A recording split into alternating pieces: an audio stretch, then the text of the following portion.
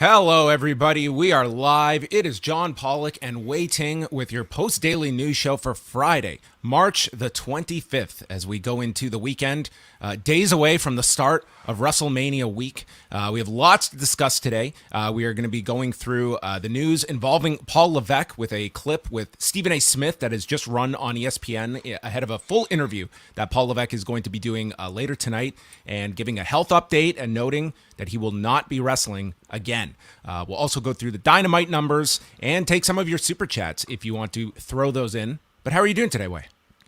Doing pretty well, John. Yeah. I have to say it's been a pretty relatively slower news week, and that does not seem to be the case today. Yes, we've got a very busy one, and up first, a very special guest joining us because with WrestleMania week, it is going to be his biggest week of the year. He is the co-founder and COO of FITE TV, and they are going to be the hub for everybody that is following along all of the WrestleMania week related events. A pleasure to be joined by Mike Weber, who is here on the program. Mike, how are you doing? This is the calm before the storm next week. Yes, it is. Guys, it's a real pleasure to be a guest on your show. And of course, we're not calling it WrestleMania week. We're calling it Fight Fest week. Yes, fight. Yeah. On March 31st, April 1st, and 2nd, we have over 100 hours of live programming exclusively on FITE TV.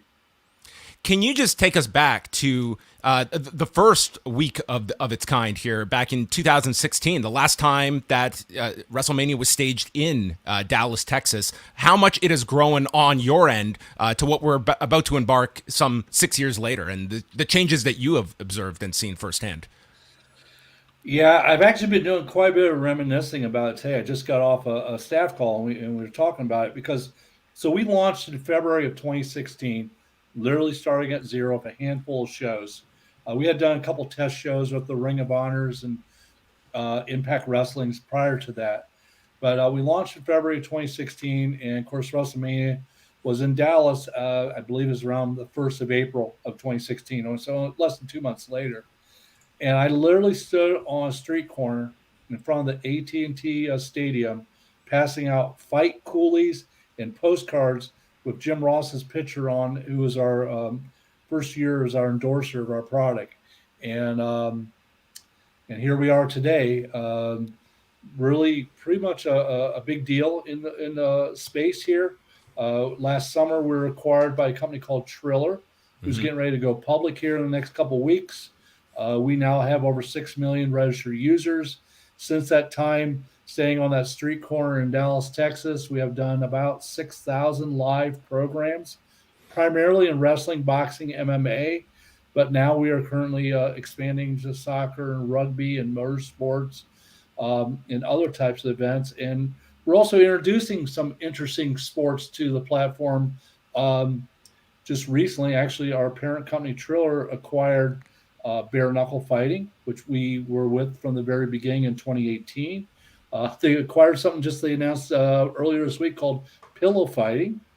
And then we got something, I'll give a little sneak peek here, since I believe you guys are both Canadian. Yes. Is Ice Wars. Ice Wars. And yeah, and you're going to appreciate it. What's your favorite part? You guys being into combat sports, what's your favorite part of a hockey game? I love the concession stands. Those are always a high part. But of course, after that, it's when the guys drop their gloves and want to fight. Instead of playing, there's always been the enforcers, and we're working on a company called Hockey Enforcers, and essentially they have two guys in full hockey gear, except open face mask, and they drop their gloves.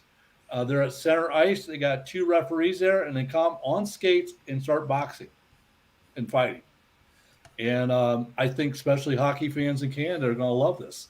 So we're debuting that in a few weeks. I sort of scooped it, probably pissed off my PR people that we did this.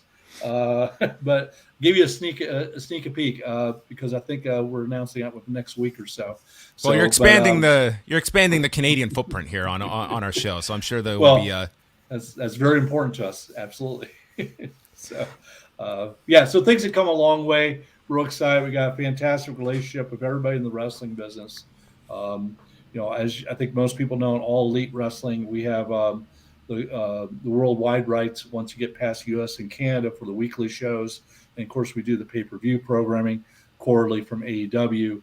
Of course, we work with Impact Wrestling and AAA and New Japan and Ring of Honor, which I think everybody's waiting to see what Ring of Honor is going to be going forward after April 1st.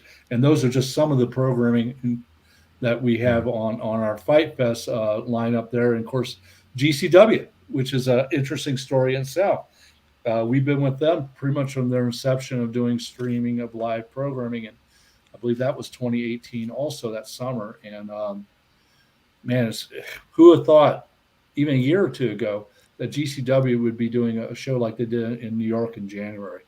What's been so unique? They've come a long way.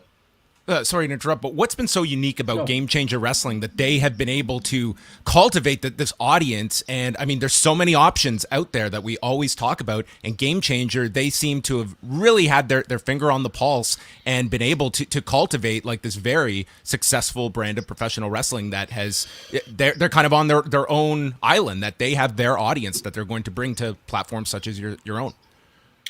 So there's a couple things there. I think you guys probably know I have a pretty long history of being around pro wrestling, dating back to the mid 80s, working as an intern at Wrestlemania 2 for WWE and so forth. But as you guys obviously know, so one factor is independent wrestling has changed dramatically. There was really no real independent wrestling in the 80s and 90s. It was out there. People got started. But guys now can actually make a living being an independent wrestler. They don't have to have a contract with WWE or AEW or Impact even, or Ring of Honor to not be able to, provide for their families. So that's opened up a lot of opportunities, opened up more names, and let people develop their trade, and there's, AEW has taken some of the guys who've done that, the Orange Cassidys and Joey Janela's, who were around the independent scene for a long time, but now all of a sudden they're getting their national exposure, international exposure, and their value. The other thing is, too, they did hit a niche, and I'm sure I'm not the first person to say this by a long shot. GCW's done a lot with, they're the ECW of this time period. ECW was the ones who were, breaking the rules and changing the mold of way things were back in the 90s. And I think they're doing quite a bit of that. So as a comparison. And then even this past, I think it was December, who have ever guessed on GCW that one week you see Kevin Nash, and the next week you see Jeff Jarrett? They're getting WWE Hall of Famers in there, and they're making it cool for guys who a year ago would never think about being on those shows, and now they will do those shows for the exposure. I've always been kind of curious, percentage-wise, how much would you say professional wrestling accounts for Fight's business? In the number of shows, it's a very high percentage, because wrestling lends itself to weekly programming, monthly programming for many different companies. Financially, I mean, they do very, very well. It's very, very important to us. But on boxing, it's, they got the feast or famine. You do little boxing events, you might get a couple hundred people to watch, but then also you can do the Mike Tyson event where we had 700,000 watch at $50 each. So the real math is, okay, how do you want to count it? Do you want to count the numbers, or do you want to count the dollars? And for some reason, accountants like to hear the dollars amounts. And I'm still, it's taken me 40 years to figure that out, but accountants like money. But yeah, wrestling is a major part. We feel we work with everybody in the business. We have aired the last two WrestleManias even, so we do have a relationship with WWE. Haven't really decided where we're at with it for next week, because we got so much other stuff going on as we start discuss at the beginning, and a relationship, what's going on in Dallas next week. If I'm an independent promotion that is just trying to find my legs underneath, and I want to get onto Fight TV, like how much prep time do you need in terms of and shows that you're comfortable putting up on the service that don't have a proven track record, like a Game Changer or many other promotions you've worked with for years for upstarts? What are you looking for, and how much time do you need to figure out logistics just to carry a new event? So things have changed quite a bit. I mean, being very honest with you, when we started, like any startup, you had a warm body and a camera, uh, we would air you. I mean, there are some shows we did, it literally did look like it was shot with the security camera up in the corner and in the room, you know. We're much more selective nowadays. We do look for the production quality. And frankly, I got to give a lot of credit to especially American wrestling independents. I never really have to worry about what's in the ring. Now there's so many successful wrestling schools out there. It's a much larger pool of wrestlers who can actually wrestle. So I don't worry about that. I have watched wrestling from South Africa, which I said, guys, we can't air it because I think someone's going to get killed. You guys don't know how to wrestle, okay? And so that's important, but not a big concern from us. It's mostly television production values.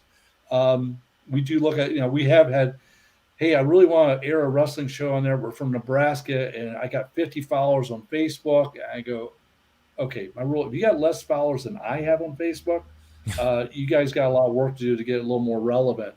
And so what we do, though, is we don't want to be just negative, Nellies here and say, no, go pound sand. We make a lot of recommendations. We'll look at what they've done and, hey, hone your craft, put it onto YouTube, get some exposure, start building a little bit of a fan base, and then we'll look at you again in 6 months. And then we'll make, recommendations as it relates to, be it lighting, audio, presentation, how it should be. And of course, it's been a little unfair over the last 2 years because of the pandemic. We like to see an actual crowd. We don't want to see those, 6 people in the crowd, which we have seen that before. Right. As you guys have probably witnessed too. And we realize everybody's got to start somewhere. And, and GCW, they did actually have a little bit of a buzz going before they launched on us. They did not come up on us completely cold. Not that I had this great vision and stuff, but I did see that they had potential. I see that, Brett, who's their owner, had a lot of heart and soul into it. And I actually had met him probably a good year before that, at least 6 months before that, before he went live. So I knew he was serious about what he was trying to do. So it's like every else business. It's about relationships that you build with these companies. I'm very curious, like when you're working with, especially some of these smaller companies, how do you make sure that there are no, that the streaming is reliable? Because I mean, in all of iPay-per-view's history, this has been probably the biggest issue. But obviously, it's something that's been less of an issue as time has gone on. So I'm kind of curious what you do to ensure that the streams are as perfect as possible. So a couple things. That's a good question. I've seen dramatic changes just in technology in the 6 years we've been alive. One is internet capabilities in a venue are so much better than it was 6 years ago. I mean, look at us right now. We're all doing stuff from our homes. I believe you guys are in your home studios and stuff, and the internet capabilities we have in our homes are so much better, and they're good enough that you could actually stream a show of the magnitude of a wrestling show from it. So that's been a big help with just the advancement of technology. Also, as you guys might know, our DNA as a company is technology. We actually started out as a technology company first. The engineers developed the right delivery mechanisms and everything and test it. And then we decided to get into combat sports. We originally started off as sort of like a cable network, as a cable platform that had a little bit of everything on there. But it was hard to focus on what to promote. And that's why they decided to get into a tighter, narrow group of programming and decided to be combat sports for some very obvious reasons. It lends itself to pay-per-view capabilities and so forth. So, but we test exclusively with companies for days before we go on the air with them. To make sure they know what they're doing, make sure they have the right bandwidth, make sure they're using the right equipment, the settings and so forth. And the window is getting a little tired because sometimes we deal with them the day before. And what's also worked for us now is probably 9 out of 10 shows, or higher percentage than that, are companies we worked with before. So there's very few unknowns. We know exactly what to do with it. And ironically, we deal with at least, I think it's about 6 or 7 guys named Mike from various companies that streamer shows. I don't know why. I guess back in the 50s and 60s, everybody named their kids Mike. But it's sort of interesting. But you do. It's just like everything else. We know exactly what we're getting from GCW, Impact, and Ring of Honor, and all these guys. We know what we're getting and know how to work with them and communicate with them through every show. We also use WhatsApp for the actual live shows as a communication, and that has made life so much easier because we cover at both ends. We got guys who are U.S. based who communicate with the promoters, but then we also have our engineers from Bulgaria on the communication who are all fluent English. But that's where our engineering is done from. And that way they're the real troubleshooters to problems. And that's why we essentially have a very, very good track record. And don't use the term iPay-per-view. We're a television network because we want you to watch our programming on your 65-inch screen TV, either by casting it there or using your Roku or your Apple or Amazon Fire. So with us internally setting the bar higher, we're also doing the same for our programming too, that we want you to be network television quality.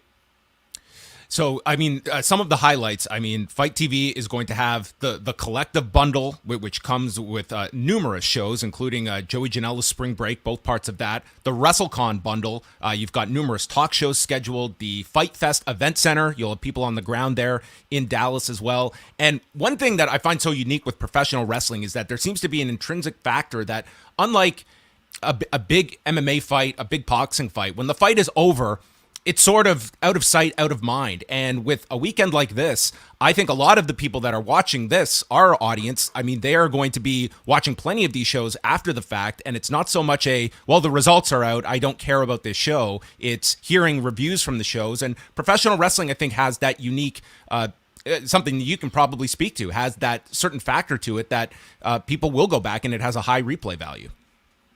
Yeah, it's amazing the data we have. It just proves it time and time again.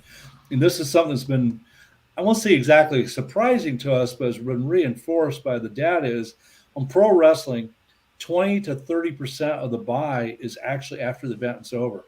Or in boxing, for example, that Mike Tyson fight, we did 700,000 buys after that fight was over. And they had some very interesting things in there beyond boxing, like Snoop Dogg was a commentator and so forth.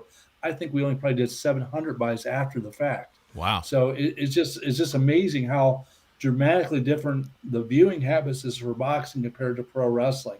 And of course, what we got coming up with Fight Fest next week, there's some shows I'm trying to figure out how I'm going to be there and watch all 3 or 4 shows at the exact same time.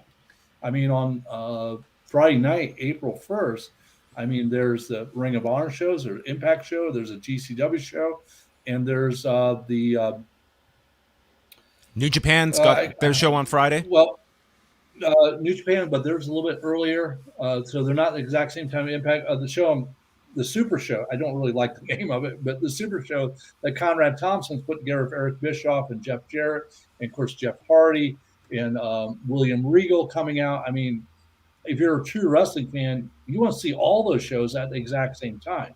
Well, the cool thing is obviously we have the VOD capabilities on our platform, so I say buy them all. Of course, they're all pretty good shows. I mean, but like the Super Show, I've had the pleasure of working with all those gentlemen countless times, and really look forward to seeing that show, and I want to be there. But the Ring of Honor show, God knows what's going to happen at that show, because there's going to be that AEW Tony Khan influence to it, and then who knows what's going to happen with Impact. They got a great show that day too.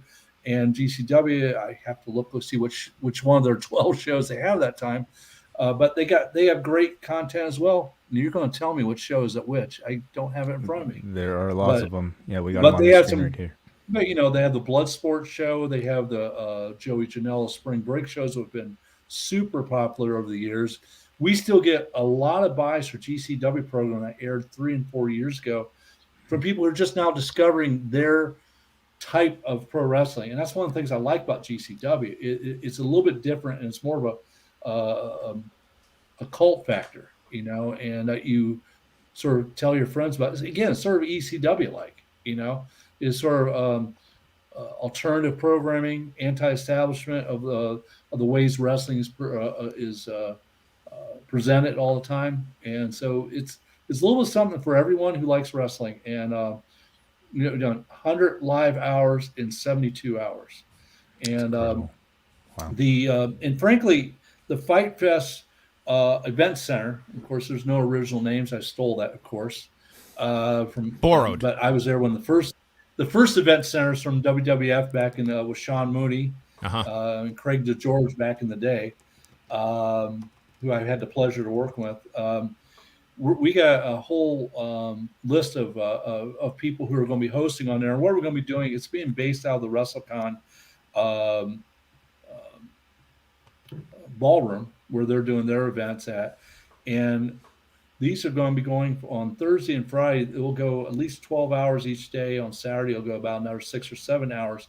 And essentially, it's going to be everything from doing interviews with people who are at WrestleCon, the stars of today and the stars of yesterday, as well as doing look-ins to various shows and so forth. And there's going to be people like SoCal Val on there and Josh Chernoff, and Sonny Ono is going to be a host. So we're actually bringing a lot of different, and we're also debuting to wrestling fans the Schmo and Helen Yee.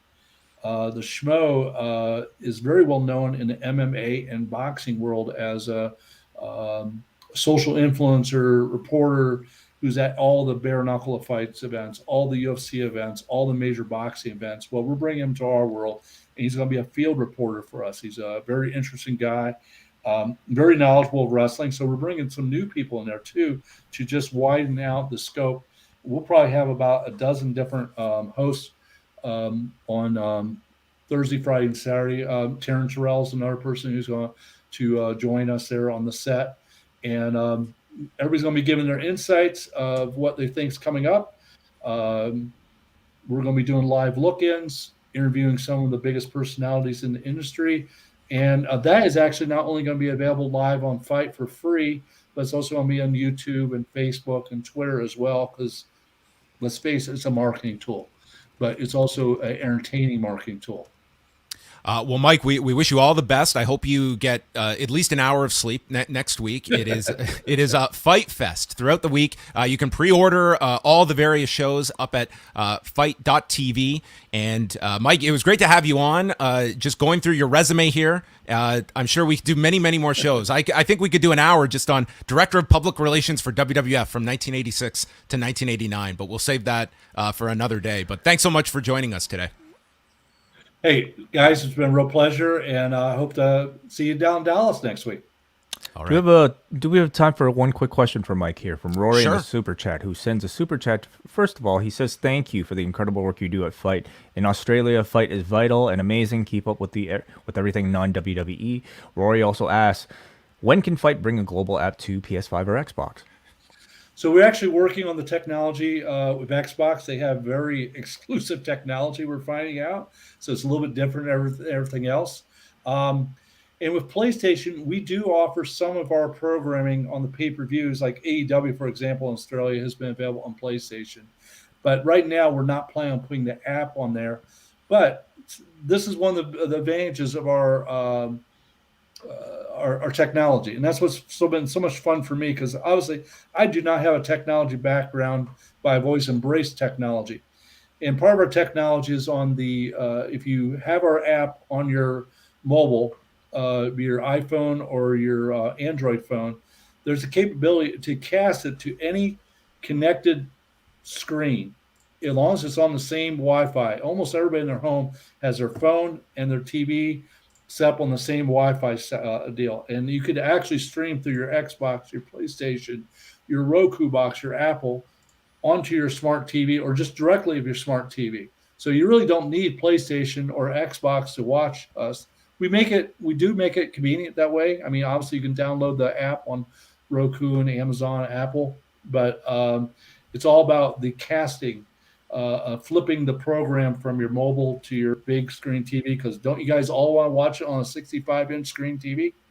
We'll have multiple screens going next week. I think I'll have like 6 just all in front of me watching all of it, Mike. So again, all the best of luck. Fight.tv to go pre-order all of the events, and I think many people watching this, they will be consuming close to all of those 100 hours. So thanks so much, Mike, and get some rest after Fight Fest.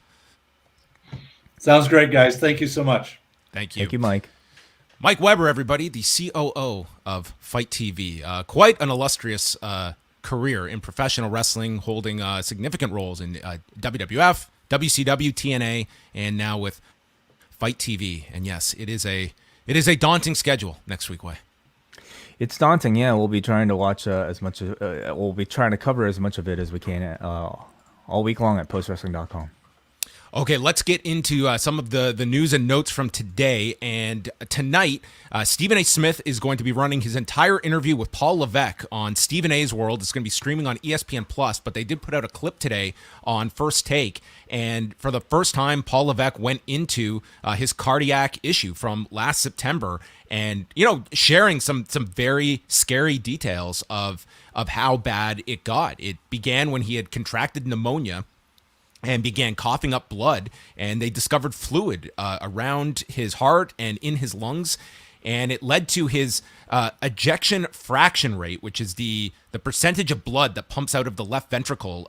Normal range is 50 to 60. His dropped to 30, and then as low as 12. And it got to the point that Levesque was, legitimately concerned about whether he was going to come out of this okay. He now has a heart defibrillator inside his chest and has ruled out ever wrestling again, which, given those details, does not come as a surprise. But obviously, I think people realize this was significant, but very, very quiet. This has been kept for several months.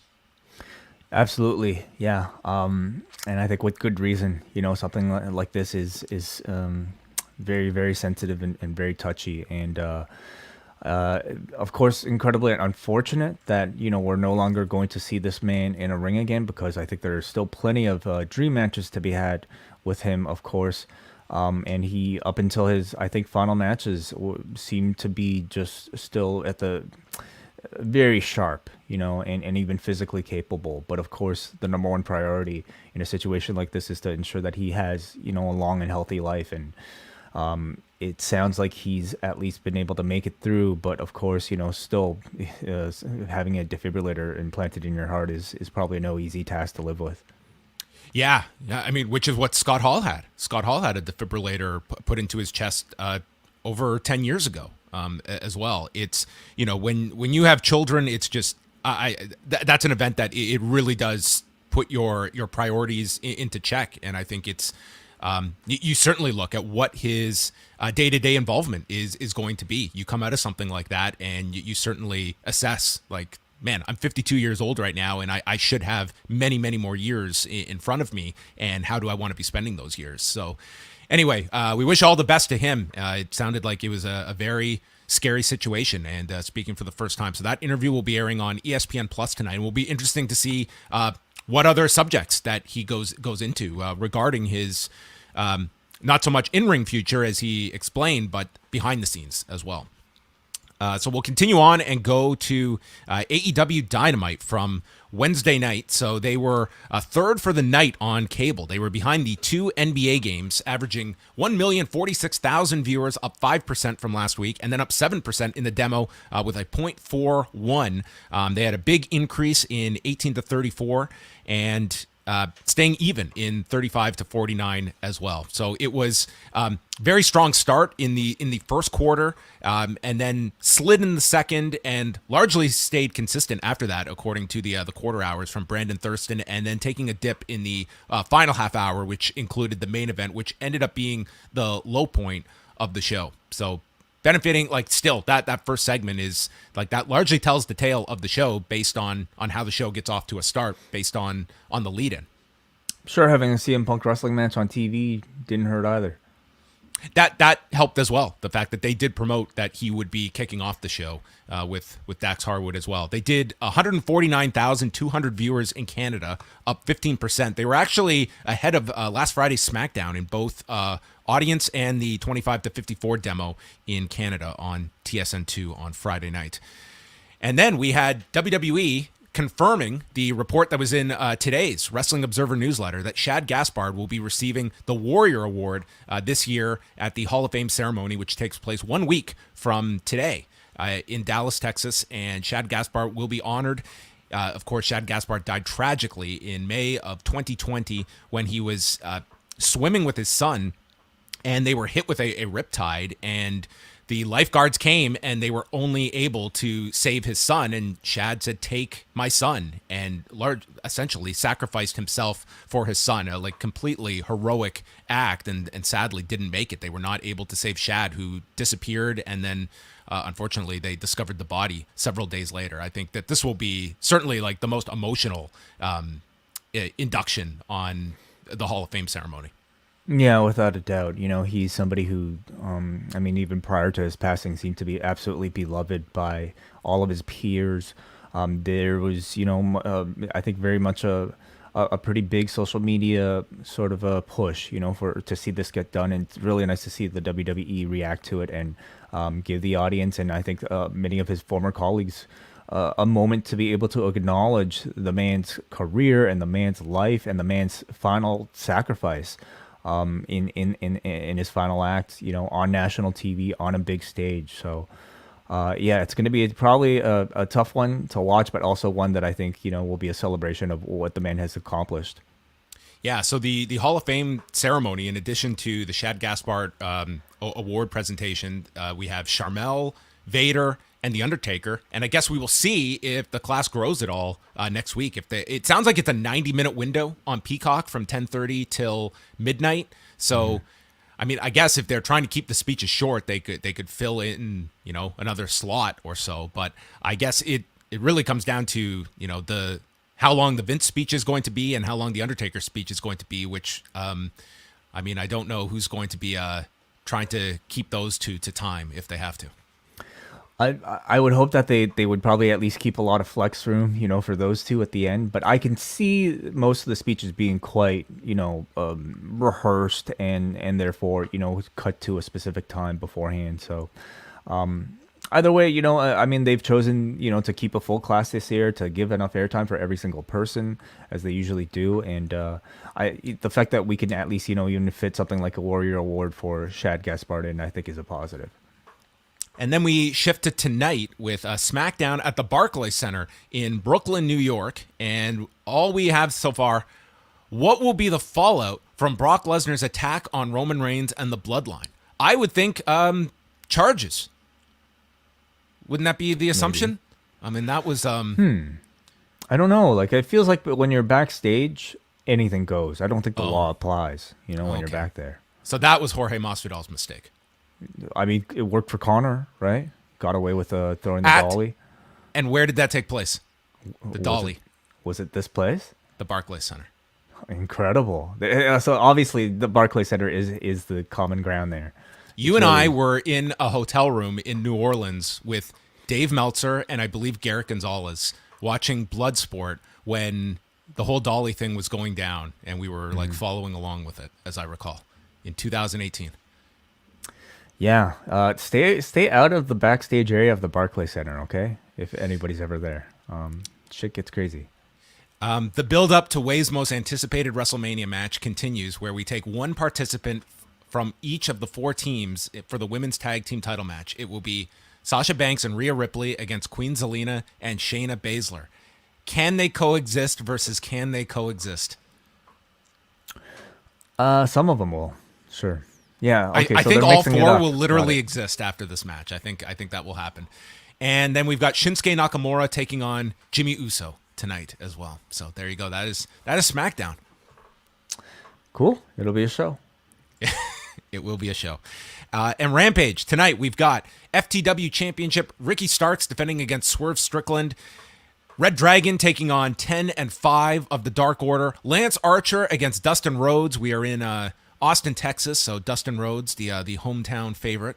And then what else? Nyla Rose will be taking on Maddie Rankowski, and QT Marshall presenting Hook with a certificate of accomplishment tonight on TNT, back to their regular time slot of 10 Eastern.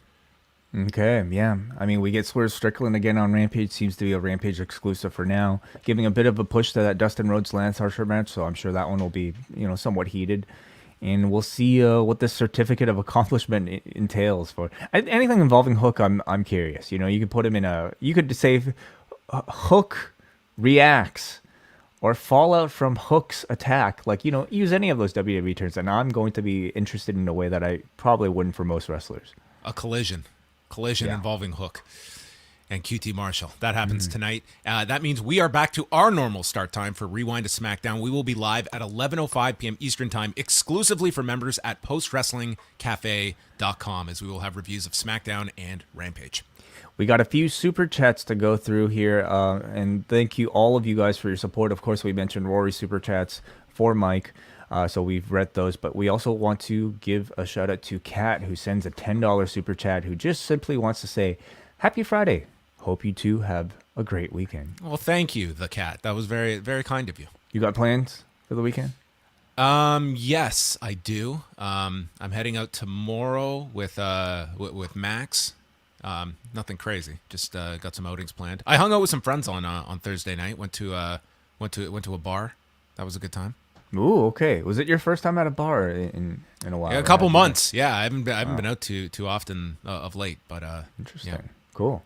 I'm going to a concert tomorrow. It'll be like my first concert in who are you seeing? Like years. It's a band called Black Midi that I'm actually not too familiar with, but I'm going with Elliot. So nice. Hopefully. That'll be WWE's got their shows in Ontario this weekend. Kitchener tomorrow and Toronto on Sunday. Okay, cool. The road to WrestleMania, stopping by Canada. Look at that. Yeah, it's hanging around the road to WrestleMania goes through the Gardner. Yes. We go to Jake from the Windy City, who sends a $2.50 super chat, who says, as a hockey fan, I am intrigued by Ice Wars. Yeah, it's always been my biggest complaint is that when hockey gets in the way of fighting. Let's just scrap the hockey portion and just have the fight in the middle of the ice. I remember they tried a pay-per-view like that like almost 20 years ago, and I think Goldberg was involved as like a judge or something, and yeah, it was just hockey fights. So it seems like that is the premise. Yeah, I mean, of course, it's people get hired simply based on their ability to be enforcers and to be able to fight, but I have no idea how you possibly train for that. It just seems like the most dangerous, silliest idea, I'm not a hockey fight advocate, but there's certainly an audience for it. There absolutely is. It is a part of the game. All right, and finally we go back to Rory, who sends another $8 Australian dollar super chat, who says, Triple H has always been my favorite, and I'm lucky to have seen him a couple times here in Melbourne. We'll be listening to Motorhead and watching his matches.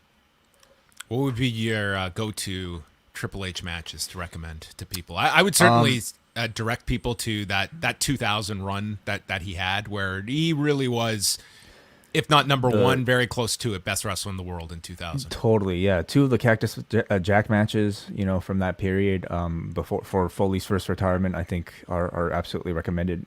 I think a personal favorite of mine was Shawn Michaels' return match in 2002 at SummerSlam. There's that match, and there's also one on Raw from late 2003 in San Antonio.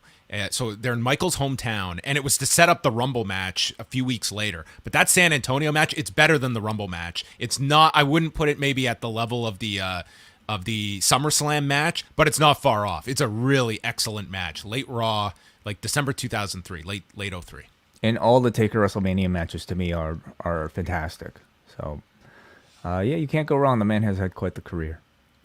All right, and we have had quite the show, so thank you to everybody for tuning in live, and a thank you to Mike Weber of FITE TV for stopping by the program ahead of WrestleMania/Fight Fest week that is coming up in Dallas, Texas, and we are going to speak with all of you tonight, 11:05 Eastern at postwrestlingcafe.com. We'll speak with you then.